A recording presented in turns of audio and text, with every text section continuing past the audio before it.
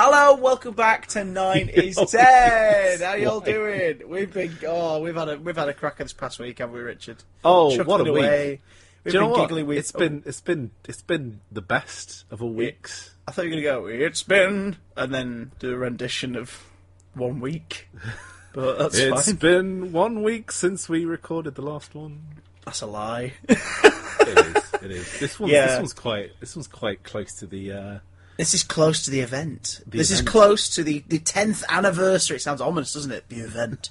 The incident. The 10th anniversary of World War III. That sounds like a pretty serious event. It does. It doesn't sound like two blokes sat in front of microphones talking about farting pigs in Downing Street, really, does it? But, it is 10 years since World War III, the second part of a two-parter in the modern era of Who, debuted on British television on the 23rd of April 2005 on a Saturday, in case you hadn't guessed. This is continuing on from Aliens of London, so we're gonna sort of charge right into it, ladies and gentlemen. If you want a bit of backstory, you should have probably watched the programme in the first place. But also, for a bit of backstory on the commentaries, go back to last week's episode. Give it a listen with your ears. But if you already have, do what Richard and I have done. Get your dressing gowns on. Get a cup of Bovril on standby. Line up your DVD to the time code 000000. Or if you're watching on Netflix or on iTunes, get past the BBC logo, wait till it goes to black, then pause, and brace thyself. Now, take me back 10 years, Richard, in your magical canoe. Down the river of time. Ooh. Is that the sound of the canoe? That's the sound of the owls cooing on the side of the river of time. Just witnessing. It's a very atmospheric river, the river of time. Just witness the canoe passing by as a lone alligator hums to himself, shedding a single tear for his past love, whom floated many a year, many a moon down the wavy incline. Oh dear.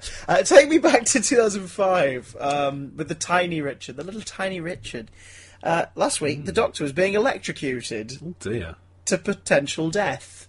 A big green jelly baby was attacking a man in Downing Street. That's the one. And Jackie was about to get killed, basically. Yep, that's the one. What were you thinking at this point? Back in 2005, were you happy to see a cliffhanger? Did you think it was a particularly good one for the first cliffhanger of the series? It was a triple decker, wasn't it? It was well stacked. It wasn't just Sylvester dangling off something on his brolly. It was. Now, that is the best of all cliffhangers because it is both a literal and a figurative cliffhanger. So. So there's that. But no, I mean, it sort of ruined it a bit that we had literally 2 seconds later, they're all still alive and running around, and everything's still good in the next time trailer, which is a bit poo. But no, it was all right. Yeah, I think I was watching it going, oh, we're gonna have to wait and see what happens next week. Oh, it's gonna be so exciting. Oh. Do you think he'll win? He probably will. He probably will. That is definitely something they got better at over time. Absolutely. They learned the next time trailer should be more of a tease for the next week's events rather than a I'm sure by the time we get to the Bad Wolf trailer, you'll definitely have something to say about that because I think by the time Russell saw it go live, he was like, "What the bloody hell is going on?"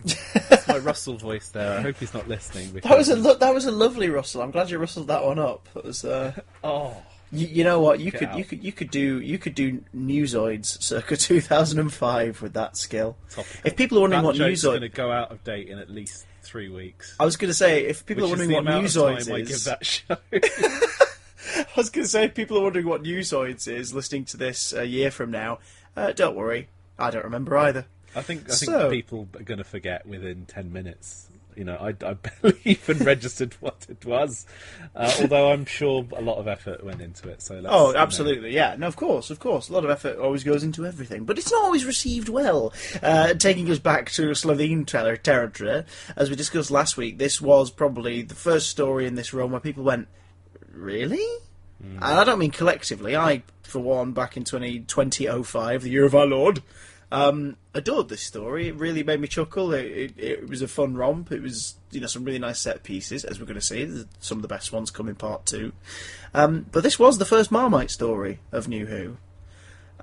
New Who! I think at the same time there was something in the air because people were still quite excited about the Bad Wolf thing. I think that's pretty much what people were talking about after the episode aired. No one was really interested in, how's the Doctor going to get out of this one? For all of a sudden, we started talking about these memes that had made their way into the show, and we were wondering just what they meant, what they could be referring to. Why didn't that kid just draw a giant penis on the side of the TARDIS? Exactly, that's what any normal kid would have done. But... Yeah.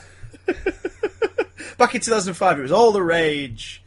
Of course, the amount of goths on the Powell estate, you'd expect someone to draw the Nine Inch Nails logo or something, but no. Maybe Bad Wolf was the upcoming album. Who knows? We do, because it was in the past, but now it's in the here and now, so line up your players' team, get your subtitles on, always helps us by Jing, and get ready to press play in 3, hold 2... on. Where is it? I've lost it. False start! Brilliant! Oh, love it. It's okay. It should. No, is it? Yeah, there we go. Is it? Hey, it might be. Do you know what? I'm keeping this in because I like the suspense. Here we go. Like the suspense for the people at home. Are we ready? Getting past the old BBC logo. There we go. I'm ready.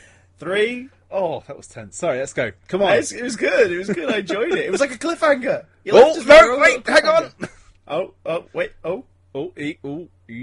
E-I-E-I-O. Hey, come on. Right, let's do it. Okay. Ladies and gents, press play. You all set to go? Yeah? I'm ready to go. Yeah. Okay. In 3, 2, 1, go! Oh! Yeah? Oh! What have you done now? It's exploded! Oh, it's gonna crash! Oh, right. I thought your computer had blown up. Yes, we have got a ship. Is it not the most exciting thing you've ever seen? The ship careening toward the Thames? Absolutely. No, I mean Penny Wilson, but... Oh, well, I'll be honest. She always brings a extra beat to my heart whenever I see her. They are indeed coming to get you, Barbara. There we are. I just noticed for the first time, actually, I neglected to spot this in week 1. The reactions to the Slitheen seem to be a mix of, my God, what is it? And, that's a bit weird. Probably because it was like take Everyone 10. in the background there, you can't see, but they're doing their best constipated acting. Yeah. Oh, here we go. Right, hang on. What's this about? Had he figured it out beforehand? No, it's sheer coincidence that it didn't kill him. Right, here we go. Introduction of a hive mind. I love the titles.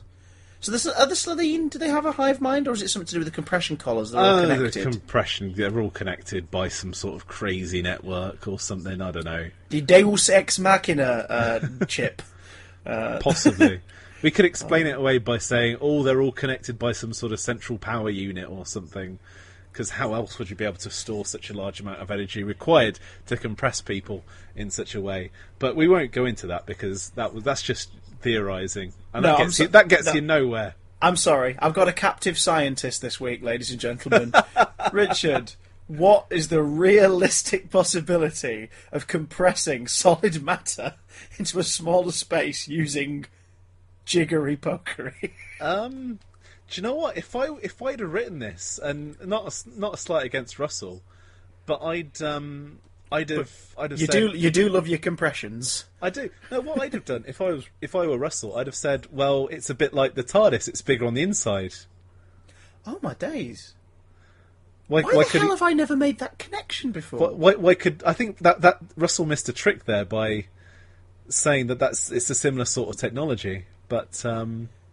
Well, I have the Doctor describe it, and Rose maybe go, so they're bigger on the inside. There you go. Yeah. Well, there's a deleted scene we can all imagine is on the box set. Love that as well. Just bloke jogging round down the street, not a single bit of suspicion. But clap, clap, off we go. There we go. Yes. I know a Slitheen took over General Asquith. I love the Slitheen feet. I've never really properly looked at them before, but he looks like he's wearing big, podgy green shoes. Just a little bit. When I was about, it would have been 2003, so I was 12. I was at a holiday park. I was on a caravan and camping holiday with my dad and family. And we went to a theme park or what have you. And to tie in with the Ang Lee movie, the sort of in-residence... Oh, CGI Slitheen. The in-residence theatre group did a Hulk show.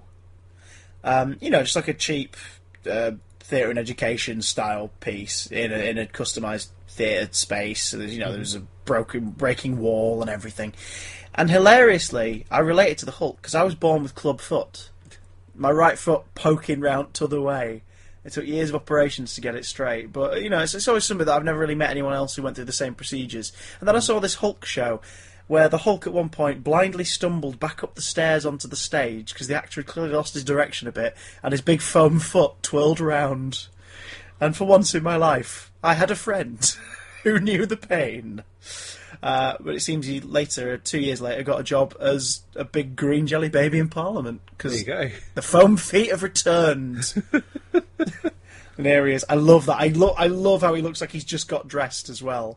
Like he's sort of treated like he's just stumbled through the door. Because he has. He's just bunged his clothes on. It's the Slitheen equivalent of whacking your dressing gown on when you hear the postman go and you've had a lie-in. You're like, oh, Brooke, no, wait, hang on, wait for me. Oh, he's so good at that. He recently said in an interview, Old Eccles Cake, that he feels he overplayed the comedy of the role of the Doctor. But I don't think so. I think that casual hello is just spot on. It's lovely. You could totally picture any other incarnation having a bash at that, couldn't you? Absolutely. Especially Pertwee, he'd be a little suaver about it, I think. I feel that... I think, hello, dear chap. I feel that Chris's comic acting, it feels like it informed quite a lot of how David Tennant played the character as well. Mm. Not that I'm saying that David couldn't do what he wanted with it, but I feel that David sort of carried on that same level of he gritting pitched it in a similar, the cheeky smile definitely is something that Chris brought in, and then David kind of continued. That was another thing he said in that recent interview, actually. They said, like, oh, why didn't you come back, or whatever? And he's like, well, I've never really left. You can see me there in David Tennant, in Matt Smith, and in Peter Capaldi, and they make a joke about how it sounds naughty. And a lot of response to that online, on Twitter especially, was, that's a bit of a pretentious thing to say. And it's not. What he's basically saying is, I kind of set the template for how it works now. So his influence is there. I don't think he said that in a way... I don't think it was being smug or sorry. Can we just take a moment to appreciate how they're talking about being naked and their body is magnificent? Oh dear, not the image you ever want, ever. I mean, bless you both. I'm sure you're very trim, middle-aged men, and you're probably very proud of your health and physique. Absolutely. But I was having my tea when I was watching this, so no thanks. I don't think Chris was being stuck up or, dare I use the term, wanky, but it was more his performance informed how the character would be conveyed from that point on. So yeah, the grin, definitely. That's something David just carried on doing. I love how the Slitheen is the peak predator, and yet it can't tell someone's hidden behind a curtain. How we see what Harriet Jones and Rose are doing in this scene is utilising the Ghost Watch pipes method. Between blinks to the Slitheen, they're there and behind the curtains, then they're not there behind the curtains. Very good. And they're there behind the curtains. Well, don't congratulate me. They're the ones who've practised it for many a moon. I tell you, if Michael Parkinson were in the room, he'd be baffled. Now, what are they doing there? They're sort of squatting. It looks like they're doing, squats or something. Little Slitheen. I tell you what, it'd be lovely to see Slitheen do, like, yoga or something. All of a sudden start doing downward-facing dogs or something. That's me, I know something about yoga, I must be amazing. Oh, I've got to admit, Rose wasn't even trying to hide in that shot. Just sort of standing up behind the curtain and going, this'll do. Oh, there you go. Now... Amazing. I adore the design of the Slitheen. I really do. But there is one gigantic flaw that in this episode is much more apparent than in part 1, and that is you do not believe for a single moment that they are consistently that athletic. No, it's a complete disconnect. When here they are lobbing down the corridors and powering through the doors. I mean, already there, judging by the speed there, they would have caught up to them within seconds. Absolutely, yeah. And eviscerated them. But maybe, when they stand still, they suddenly become rubbery and ploddy, and you can defy their senses by wrapping a curtain around their head. Rubbery and ploddy and... Yeah. Terrified by... booze. I almost wish we never saw the CG ones, because then I could at least buy these hulking things that use their claws up close. But this is such a this is a brilliant kind of Mexican standoff scenario. It's not as good as the Margaret Slitheen bit just later on, which is that scene. It does things for me. Oh, she's just... I beg your pardon. You in your little box. I can't giggle, I'm sorry. I love the one at the back, looks a little bored. He's like... It's blonde at the back. The one at the back just looks like a chav just stood around at a bus station or something. Yeah, mate. Just giving you that, Yeah, mate, go and co-op for us, yeah? Look, when you're done in here, yeah, we go and co-op for us. Get some Fosters, mate. Go on. Triplicate the flammability.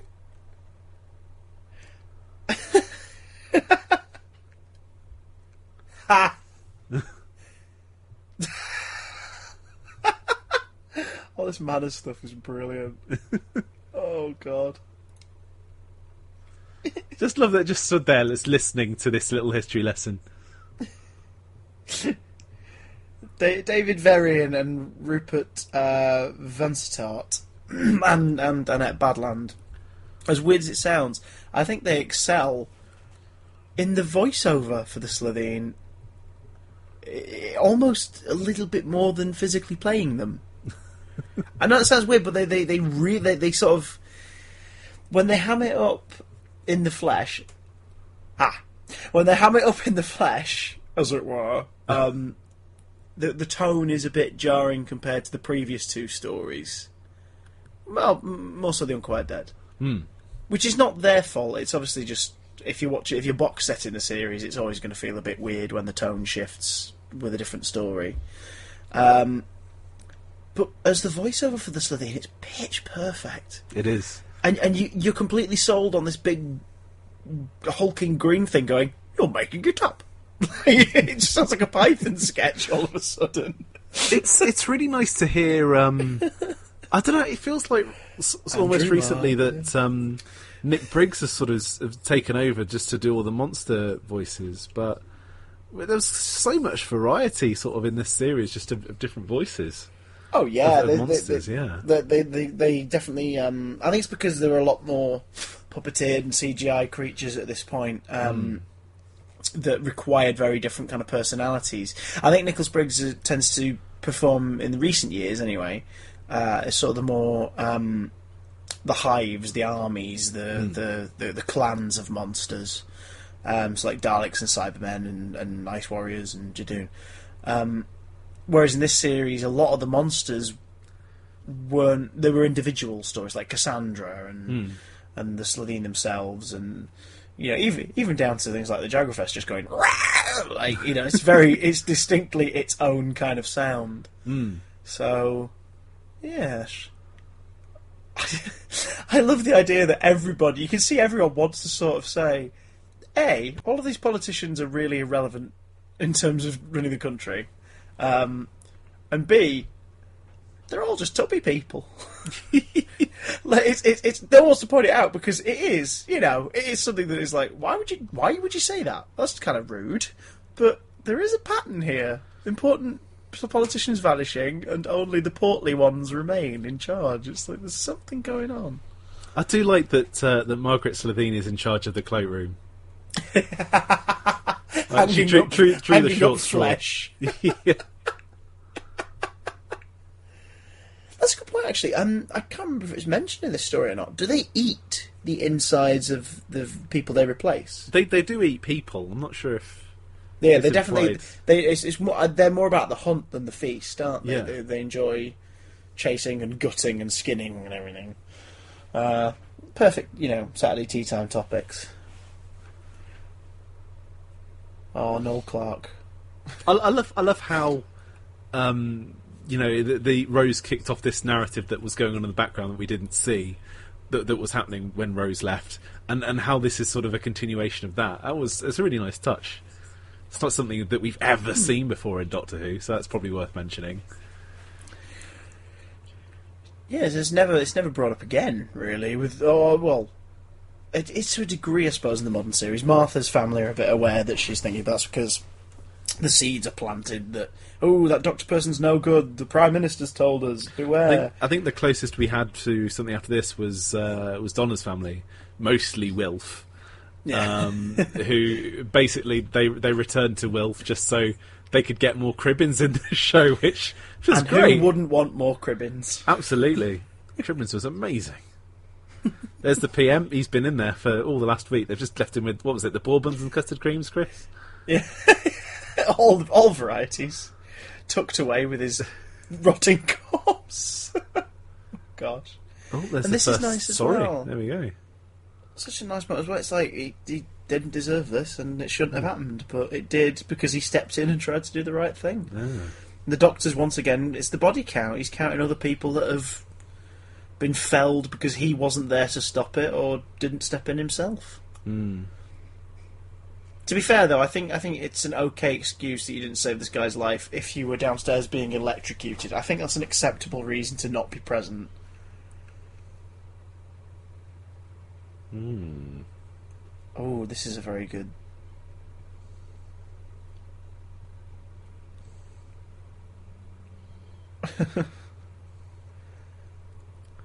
Bit of the Paul McGann sneaking in again there.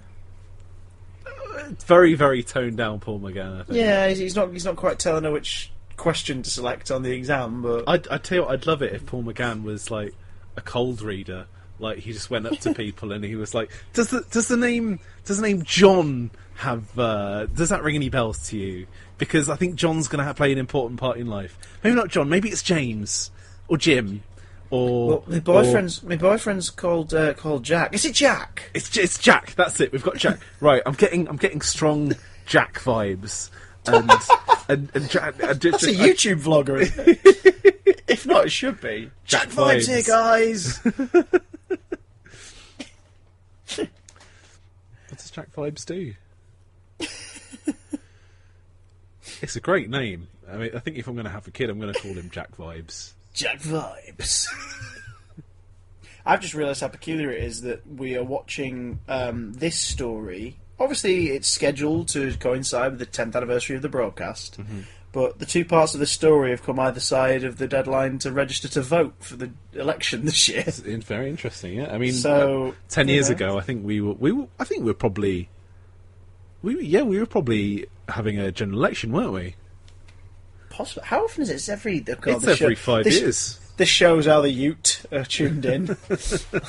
Right, let's... Oh, there you go. There you go. A picture that you would normally find on that ghost website that everybody at school managed to find that wasn't blocked. I tell you what, if they wanted to be very relevant, they could have had Mickey Happy Slap in that Slitheen. What's it? Happy slapping Slitheens. Happy slapping Slitheens with, I suppose.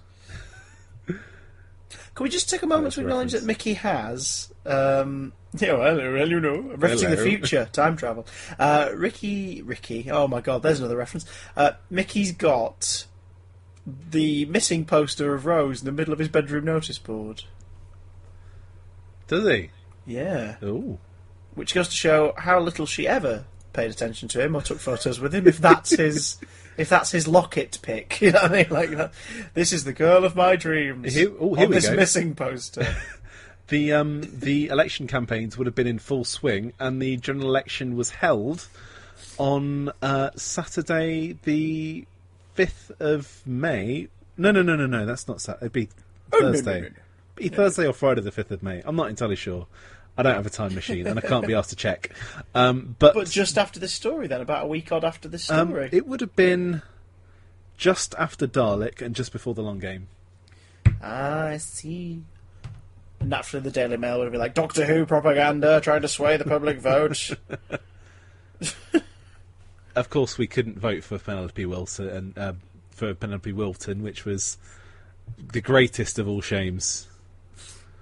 And Tony Blair got in, which spoilers there. Tony Blair. Did Blair get in 2005? Yeah, of course he did. And then he stepped down, and Gordon Brown took over, and then. Oh, of course, yeah, of course. I was thinking to myself, I was like, sure, it was Gordon Brown, but that was later on, wasn't it? Oh, yes. Anyway, here we go. Mickey is hacking into Unit, which looks quite easy. Also, the last time it's the United Nations Intelligence Task Force as well. What was after that? Was it the United Intelligence Task Force? It's now the Unified Intelligence Task Force. Right. Because the United Nations basically went, hang on a minute. hang on. When did we give you permission for this? And they were like, well, maybe. We probably got... You sent us a post-it, something with the yes on back in the 70s. Or was it the 80s? We can never remember. Stop. Go. Scary policeman. He's one of those actors who shows up in nearly everything, and he's always a load of fun, but he never plays much more than like one walk-on for something. It's is it Morgan Hopkins, I think, is playing Sergeant Price? You're absolutely dead on. It's Morgan Hopkins. And his mighty powers. He's doing such good face acting there. He's going for it. He's revelling in it by jing. Speaking of which, like, a genuinely brilliant note of human drama which sets up for a payoff in a little while. We just missed with Jackie asking the Doctor, is Rose safe? And Rose is like, I'm fine, and he can't answer her. Absolutely, yeah. He can't do it because he knows the answer is going to upset her. Personally, I just want to say I just love Jackie's jazz hands where she's saying, oh, it's that thing! It's the Slitheen! Love Camille Couture. I also love how Rose and Harriet are getting drunk. Are they? They are. They've both had rather tall glasses or something. Narrows it down. There we go. Some proper Batman-esque detective work here. See, there's Mickey. He looks like a bloody action hero. Mickey is an action hero with one of the least accurate action figure sculpts of the bunch. Narrows it down. Ladies and gentlemen, brace yourselves for the planet name you'll be quoting for years to come.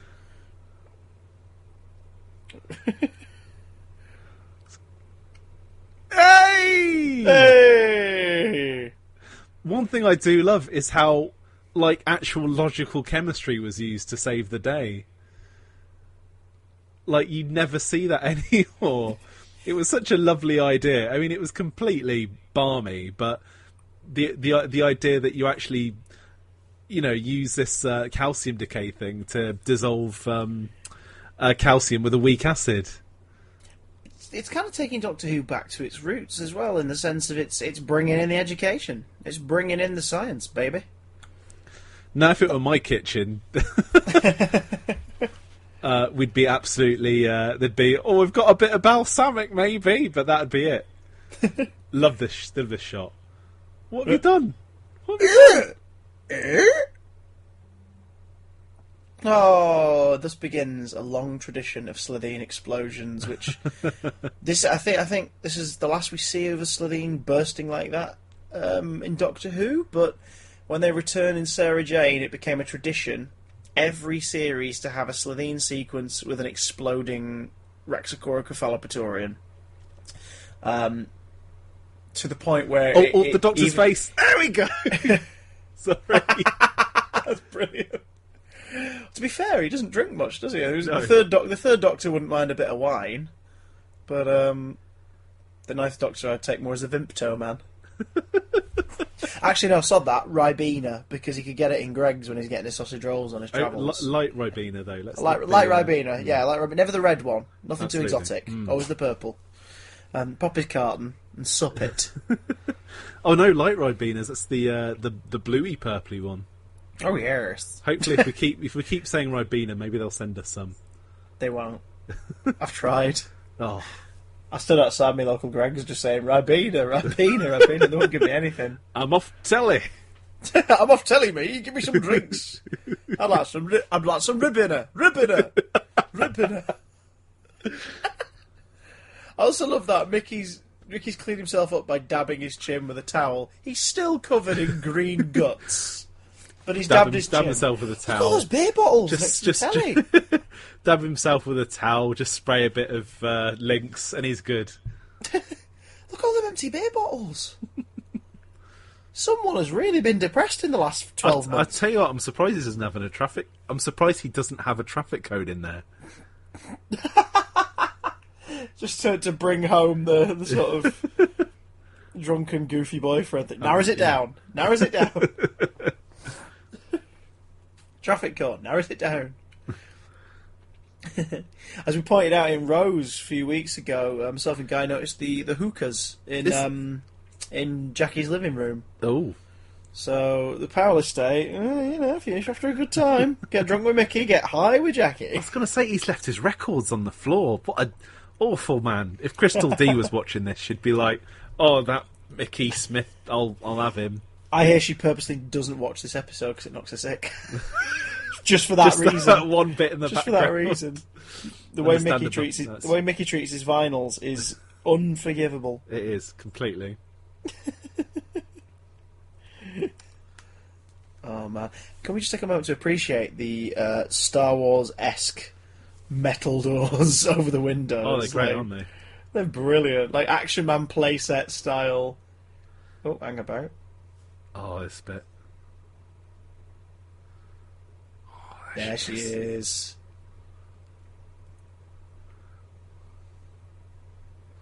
Annette is wonderful. She is such a lovely person. Got to work with her a couple of times, and she is just the best. Like, she's adorable and very good at what she does. And here, she displays that by being more intimidating. Such an amazing swagger. I know, she's owning this moment. She's, like I said, to the point where the Slitheen are just background dressing. She is the threat. She's kind of scary here, and last week she was shaking her booty. Leave this planet or I'll stop you. I love the way that Chris can sort of just turn on a beat. All of a sudden he looks so angry he's practically like quivering. It's wonderful. He's either quivering or the camera quality is not that good, but the old 2005 quiver. So yes, that's why Blu-rays were made, to get rid of the quiver. Shots of London. Look, we are in London, everyone. Now, is that on the bank? I'm assuming it is, considering it's not sank. You got poor old Bill mudlarking along the edge, trying to find bits of Viking pottery and old pipes. And there's a big spaceship in the way. You don't want to be. I thought you don't want to look for old pipes. I thought he looks for you. No, he's behind the curtains in Downing Street. There you go. Here we are at the United Nations, or are we? Trinity Wells, boys and girls. Trinity Wells and her mighty hair. Just to ask, why is Mickey watching an American channel? Doesn't look like he's got more than the basic terrestrial package. It's a bit cute. Maybe he's got Freeview. Well, has he? Well. He's been spending all of his money on beer by the look of it over the last year. What was his job? Because I imagine he works in the city. It's mechanic, isn't it? Is it okay? He's a mechanic. I think it's mechanic. It's a reference in Rose, I think, to the boys at the garage or whatever. I can't recall now. If you know what Mickey's job is, ladies and gentlemen, send it on a postcard to Chris and Rich, Ep.5, The Past. Those Skittles there, someone said that that's a reference to the FiveWhoFans. It's Russell. He knew that the FiveWhoFans were going to be multicoloured at some point, so he left the Skittles there. They will knock 4 times.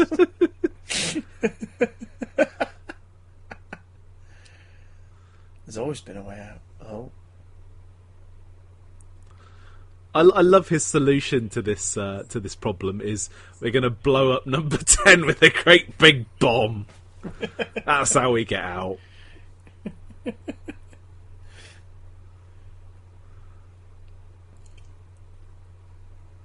I could save the world but lose you. Oh, Rose. Gives a cuddle.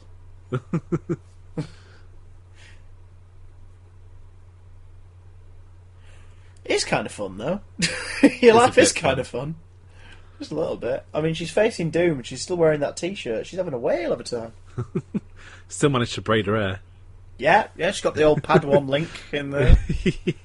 In between the deadly danger, she's like, oh, that deadly danger, oh, it was so awful. I just braid my hair, hang on. Have a drink, braid my hair. Oh, I just went in the cupboard and I put the deceased Prime Minister's hand on the bottom of the deceased receptionist. I just thought it was a bit naughty. It's like, Rose, not only is that incredibly disrespectful. Oh, teeth, there we go. Should be naked! Oh, no. Come on now. Don't look like you're enjoying it so much. Oh, no. Come on, Joseph Green. Steady on. Hang about. But do we know well deserved. What else has David Very been in? David Very? David Very is Joseph Green. Yes, it is.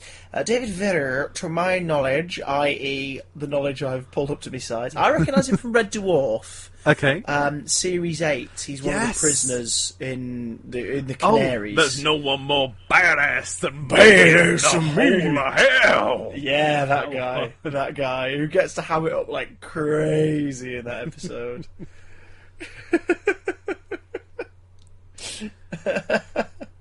That's the one. It's like, yeah, that one. According to his official profile, he's also been in things like The Bilge, John Deed, Poirot, Birds of a Feather.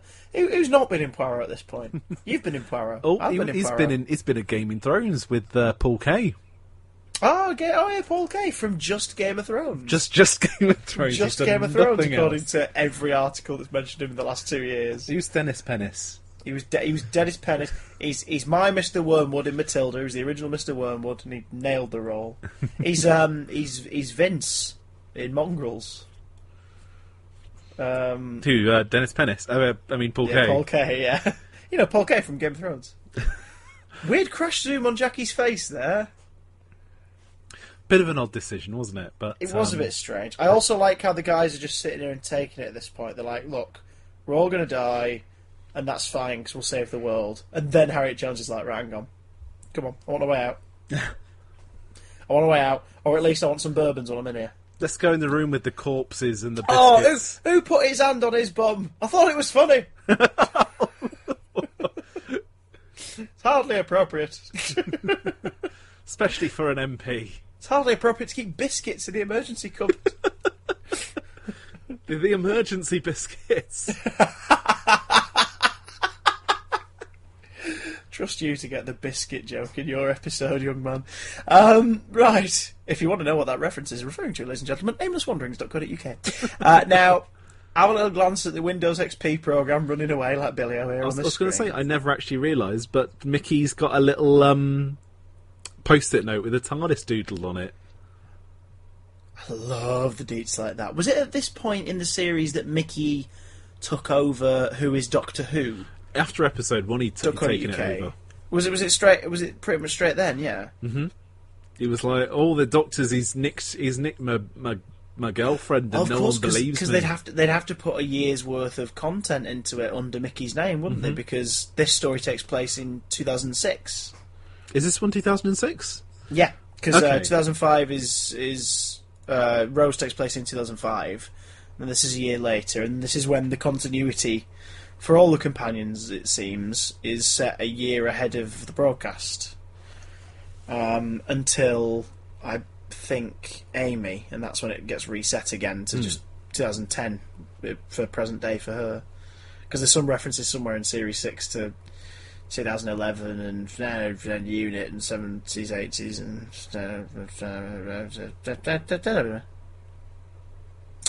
Hang on, where have they put the bodies? I mean, no disrespect, but have they just bunged them into the office? Probably. You probably... Oh, my God.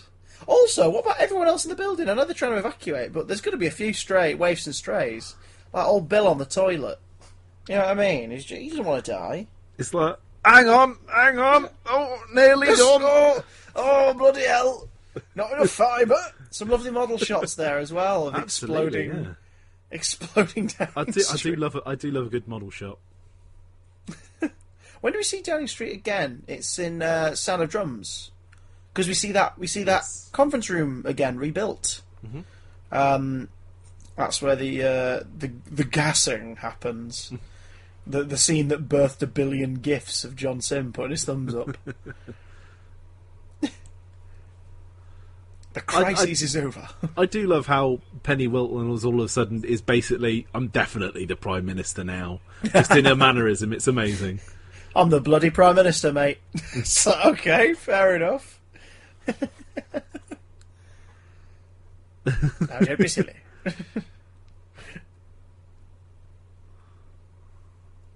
Eyes are coming. He's beaming there, look at him.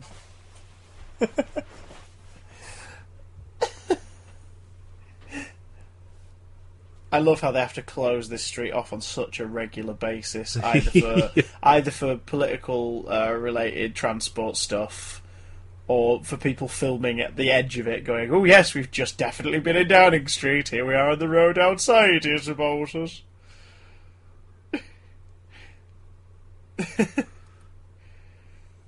I love the man with the camera in the background, and his eyes are just closed. He's not. He's quite having a bit of a yet, kick. He's mostly getting a shot of the blonde lady's head. He's a terrible newsman. What is this? He's a newsman. You know, he's one of the newsmans you've heard about. Why is Rose wearing a watch? Why will that ever help her? Oh, there he is. He's home. By Jing. This is one of the lightest tones we've seen. It's very natural, yeah. Just the green hue of the console. He's got the dimmers on.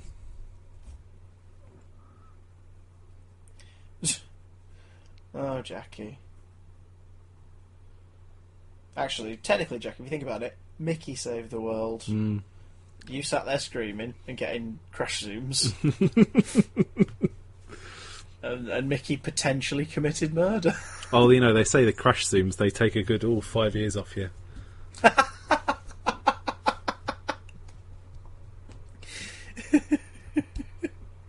It's why all those actors in the 60s and 70s in like popular dramas and soaps just look so good today. All that crash zooming. I love how Jackie's way of saying like, yeah, no, come on, let's talk, is the notion of Sunday dinner. Like, let's have a shepherd's pie, let's have a roast, we'll have a chat about this northern bloke, this northern fella.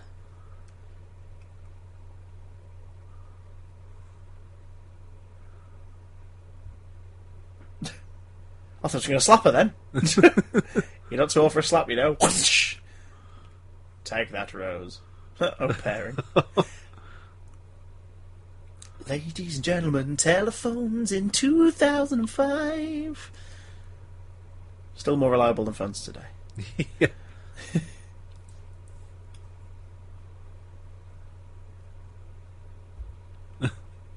And all the loose ends tied up now. It'd be great if they returned to that, because there was a lot of sort of continuity going on in this series. Mm. But I suppose, they carried on with what's it? I keep forgetting the name of the episode. It's the one with the stuff and the stuff, the things. Oh, it's the one in Wales. Captain Occurrences, Boomtown. There you go, Boomtown. But it would have been lovely if it had been like, all these aliens have come because they thought there was an advert, and they're trying to walk off with, I don't know, Swanage or something. He is being a bit of a git here, isn't he? Mm. He's like, you could stay and have dinner with your mum, or we could go and do this thing, which is amazing, but we could realistically do it after we've had dinner with your mum. Because it's a time machine. Because it's a time machine. We can do it whenever, love, sniff. That's him sniffing, matter-of-factly. Shelf full of hookers there. Oh, Rose. Packing a bag. I will say this for the modern era, and I can excuse it not being in Series 1, but Series 2 had no pigging excuse. Where are the bedrooms in the TARDIS? We don't ever get a reference to a living quarters for the companions until they just stop up the Series 6, space B&Bs. Yeah, well, in Series 6 we get references, because Amy and Rory make reference to him giving them a new bedroom that doesn't have a bunk bed and things like that. There it goes.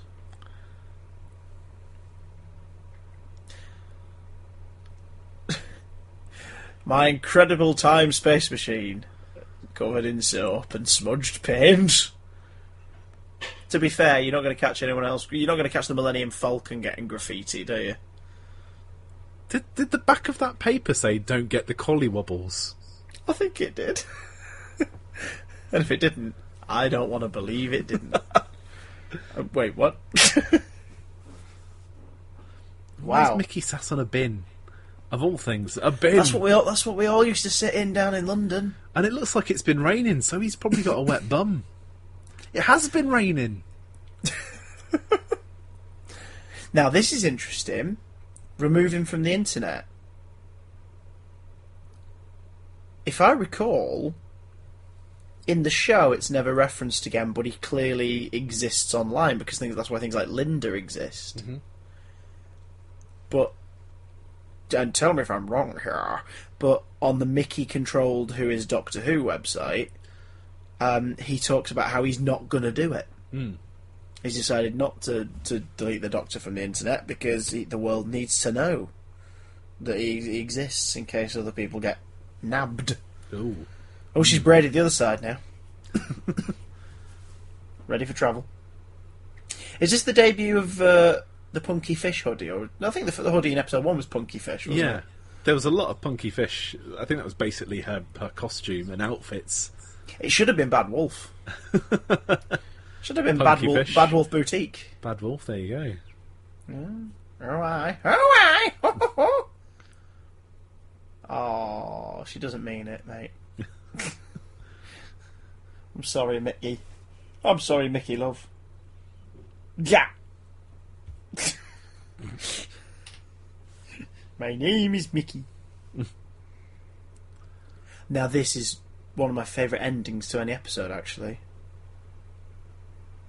It's like, I'll be gone for 10 seconds, that's it. 10 seconds. I like Jackie was like giving a proper like, I'm really worried about XYZ, and Rose is there like, don't worry, it's a time machine.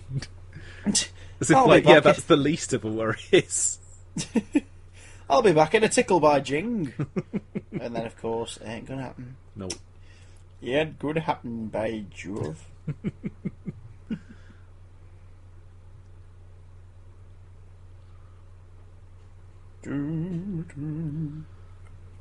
Oh, that's fab, that is. It's amazing because you do, especially on first viewing, you fully expect any second now for them to come back again, but no.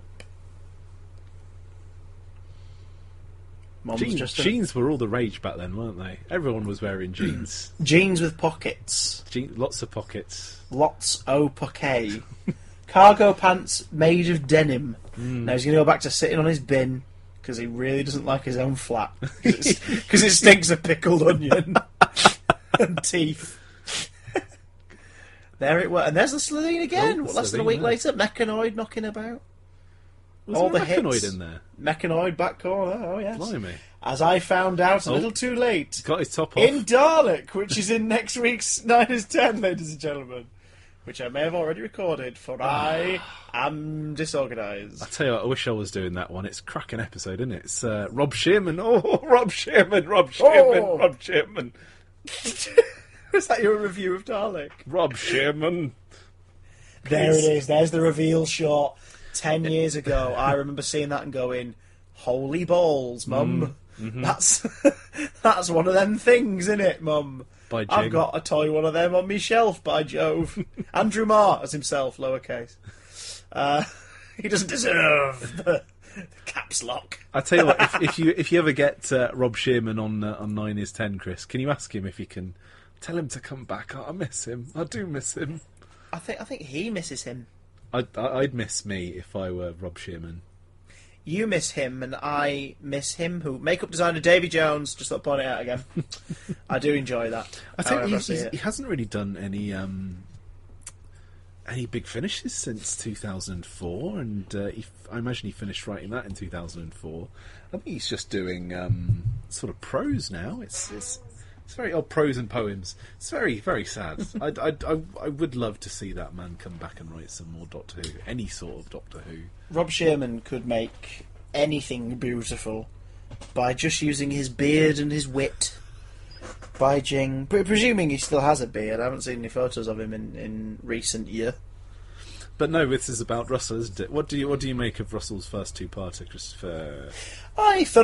Christopher, you went on Matt Berry on me then. I thoroughly enjoy Russell's first two-parter, Richard, and I shall tell you for why.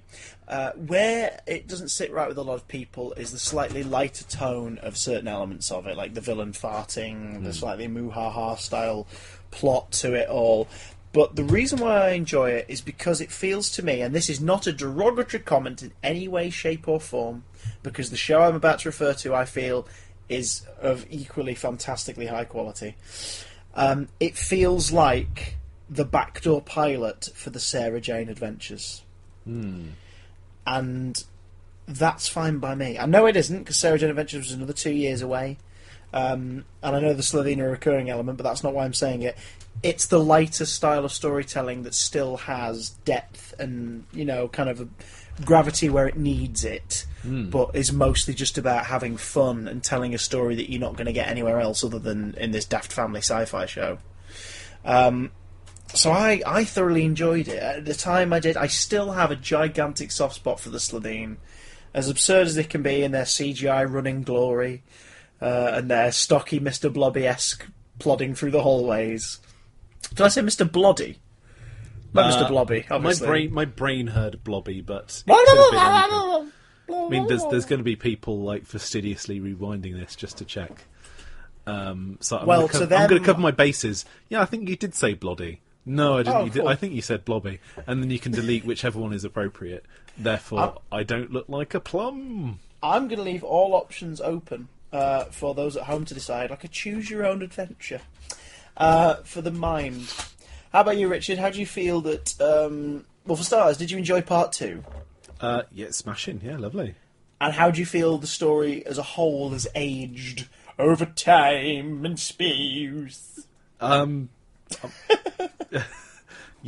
I think I actually prefer this one to... I think at the time, if you had asked me about the series, I'd have probably have said something like, "Oh, the end of the world, that's where it's at." But I think that one was more spectacle at the time, and as time's gone on, I've found that one, my interest in it has waned quite a bit, and my love for Aliens of London World War 3 has somehow developed quite a bit more. It's just a lovely little sort of box story, really, I think. It is a corker, and also could kind of be seen. I mean, we did say it last week that you don't really get any hints as to which political parties are being parodied, because it's not really important. But there are still sort of suggestions as to who it could be, or what have you. But even so, keeping it as generic as they do in that arena, it's kind of the first satire of the new era as well. It's the first story that is sort of picking on real life a bit, which is kind of different. Whereas End of the World, in terms of real life, just picked on tainted love and toxic. I was going to say, it's not that it had any really in-depth political or social commentary, which has Doctor Who ever really done? I guess maybe some of the McCoy stuff did quite a bit of almost heavy-handed political commentary, especially with the Happiness Patrol. Yeah. Oh, well, yeah, there's McCoy kind of dips quite a big toe into it in some respects. Does it do it again from this point? Do we satire real life? I mean, I suppose we're talking political satire. There's a little bit of it in Sound of Drums, but not so much. It's kind of sped through. But the endorsement side of it all, and the kind of the race to be relevant and whatnot. But that's boring. Do you know what isn't boring? Big farting tooth smell beanie babies running round Parliament. Made of calcium. Made of calcium by Jing. Oh God! Would you like to see the Slitheen back in a new era Who story, or do you think they comfortably can sit in series 1 and then sit out the rest of the party? Do you know what? It doesn't matter so long as it's decently written. I'm sure it'll be absolutely fine. I wouldn't have any. I think if you go into an episode thinking, "Oh, this monster's in it, it's going to be rubbish," then that's really not a great place to sit, is it? Oh, no. You're definitely not sitting at my table, no, sir. Yeah, I'll tell you what, we were talking a little bit about political commentary. One little thing that I feel I should mention, Geocontext is the name of the company from the next episode, Dalek. Yeah. I remember after this episode came out, the Geocontext website went online and we all were like, oh, let's have a look at the Geocontext website. There was a little Easter egg hidden in it where if you unscrambled some text, it said vote Lib Dem. Really? I know. I think does it still exist? We might be able to find it. But yeah, there was some cheeky Herbert in the Doctor Who production team, BBC Worldwide perhaps, actually stuck in a little political... brainwashing. Yes, well, there we go. I mean, That's a bit strange. Personally, I was quite heavily Lib Dem then anyway, and I ended up voting Lib Dem. So, Of your own free will, yes. It wasn't of my own volition. I think you fell victim to a website being evil. No. However, imagine that. Imagine how much people were swayed by the hidden message within the Doctor Who viral campaign. I think Nigel Farage probably saw it, and that's why he says that's the sole reason he says that the BBC is a hive of lefties. Is because one of the Doctor Who spin-off websites once had a little hidden message that said "Vote Lib Dem." He's been holding on to that for 10 years. For 10 years. Now the Slitheen, for those who want to do further reading on our big. Morning breath smelling chums do return later on in the series. Margaret comes back, Blomfield Foch, in Boomtown in week 11 by Jing. That's ages away. A Slitheen cameos again in The End of Time at the bar, the end of part 2. Never spotted that before. Which if Alonso hadn't been introduced to Captain Jack, he probably would have copped off with a Slitheen. As far as Slitheen beyond that, you can catch them in the Sarah Jane Adventures Series 1 stories Revenge of the Slitheen. Spoiler alert, there's Slitheen in it. And the finale, The Lost Boy, which is a sequel to Revenge of the Slitheen. Then The Gift, which is from Series 3, which is the Blathereen, actually. And there's a brief cameo of the Slitheen in The Nightmare Man at the start of Series 4, which continues the tradition of splatting Slitheens for no reason. They then came back in book form, Richard, would you believe? By Jane. In textual, by Jove. In textual form, in The Monsters Inside, which that was something about a pyramid that was a prison, wasn't it? Oh, it's Just to See the prison planet. There you go. Which I recommend to everybody listening to this. If you've not read it, The Monsters Inside, it's a Ninth Doctor and Rose BBC book. And the events of it are referenced, albeit briefly, in Boomtown. Really? So they are, yeah. When Rose is telling Mickey about where they've been, she references they visited Prison Planet Just to See Her, which is a story involving the Slitheen and the Blathereen. There you go. I only read the one, and that was the one which was a little bit like Only You Can Save Mankind. I'm forgetting which one it was, though. Winner Takes All, I think? Yes, that'll be the one. That'll be the one by June. No Slitheen in it though. Oh no. They return in the Slitheen Excursion, which I think is a 10th Doctor book. I've got that one actually. I have read that one as well. Yes, not essential reading for Series 1, ladies and gentlemen. This is 9 is 10 after all. None of that Tennant nonsense. Oh no, that comes later. Year. That comes later. Someone else could do that one. I'm not doing it. But also, the Slitheen do make a cheeky appearance in Sarah Jane in the comic relief special from Raxacoricophalopatorius with Love, played by Ronnie Corbett. Oh dear. There's a bit where he refers. His name is Rani in it, and he refers to him and Rani as the two Ranis. It is brilliantly stupid. If you watch it out of context and just watch it as a comedy sketch, it's so much fun. But don't box set it with the rest of Sarah Jane Adventures, because it will feel a bit weird. And of course, they appeared one more time in Doctor Who. Can you name when that was, Richard, my boy? Well, they appear in the next week's episode, Dalek, as an arm. I'll give you that. I will give you that. That is true. There is a stuffed Slitheen arm. But not only that, they appeared at Christmas that same year in the Red Button Interactive episode, Attack of the Grask. There was a Slitheen frozen away in... The Grask's Menagerie. Oh, there we go, the Grask Menagerie. And you could either press the button, which would save things, or freeze the Slitheen, or save everything. I think that was the thing, wasn't it? That was indeed the thing, yeah. And the CGI Slitheen broke out and smashed stuff up a bit with its big clobbering hands. Dear. Leaving tooth smell and everything. The thing I love about Attack of the Grask is that you could have done absolutely perfectly and then just completely cocked up that one last decision, and the doctor would have been like, "Oh, you're useless! Oh, get out of me, TARDIS! Oh, wibbly wobbly."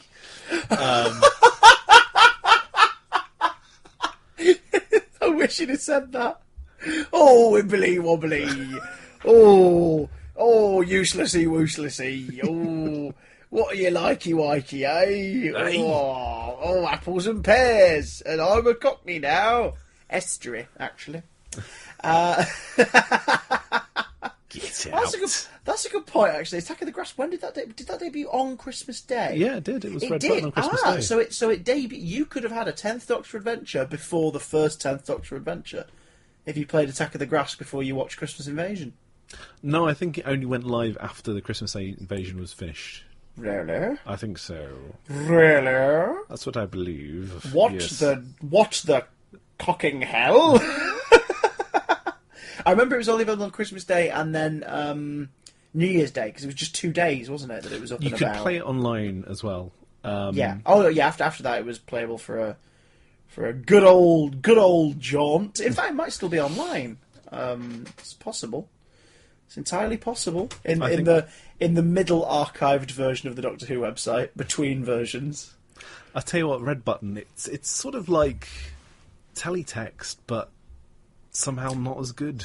It's where great ideas are given no money and are left to die. You say this as someone who somehow may have some experience with this. I have made many brilliant films with the Red Button service for children's BBC over the last 5 years. Some simple behind the scenes, some short comedy films with their own context and everything. And they depressingly do not get as much spread as you would hope. Ugh. The Red Button's all about luck, my boy. You can put a little Red Button logo in the corner of your channel screen all the time, as much as you like, but it doesn't mean people are going to click. Need to bait and hook, bait and switch, So they're using their mice based. to click their remote control on the Red Button. Basically, if you want your Red Button thing to be successful, boys and girls, put a Slitheen in it. There you go. Richard, thank you so much for joining me It's in been Downing Street. absolutely wonderful. It's been wibbly wobbly wonderful. Where can we find you, Richard, online? Tell the people. Just Google FiveWhoFans and you'll find me eventually. You're the one with the fabulous hair and the sometimes immaculately, always pleasurable to gaze at wallpaper. Thank you very much. That's a weird thing to say, but I've seen it in the flesh, and I stand by my belief that your wallpaper is the finest wallpaper I've ever known. I tell you what, I'm moving probably the next week or so wallpaper shall be no more. Take it with you. Just get a small patch of it. Yeah, I'm not even kidding. Take like a 6x6 inch square of it with you, and keep it with you at all times. It can be your cat badge or your celery. You can pin it to your lapel. Oh, Jiminy. Bye, Jiminy. Bye, Jiminy Jones. Where can people find you, Chris? They can find me right here in 9 is 10. Every week. Every week until the last episode. The end of time itself. Oh, good lord. Did you spit all over your microphone as you said that? Just looking at my pop filter. It's a little bit moist, but I think we're safe. Thank you once again, Richard, for being... Adios, my friend, adios. Being bloody brilliant. Thank you for being the only person other than me so far in the series to use a pop shield. Ladies and gents, we are back with a cheeky after-party episode in a few days' time, and then this time next week for Dalek, which has got a Cyberman in it or something, I don't know. Ta-ra! Bye-bye!